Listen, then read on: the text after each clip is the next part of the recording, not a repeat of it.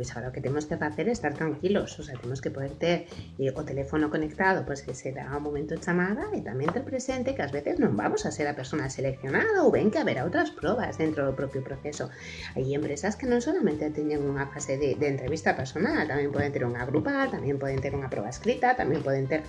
probas de destreza manual. Sería recomendable non ese mesmo día, porque mesmo vamos todavía pois do subidón de que entrevista, que genial me saiu, ou ben o a parte contraria, ai, foi un horror, non me van a chamar, sei moi fatal. No, o que temos é que despois de unhas horas ou incluso o día seguinte, si poder valorar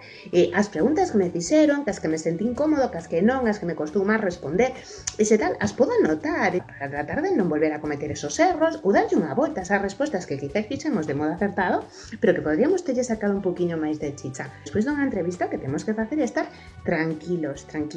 e pensar que sempre se pode ir a mellor e logo, pues obvio, ter o teléfono conectado porque pode ser que nos chamen e ojalá nos chamen, se esa é a última, perfecto, e se non, saberá máis e seguro que faremos mellor. Eficiente, prospera, procura. Picos, non saiades da casa.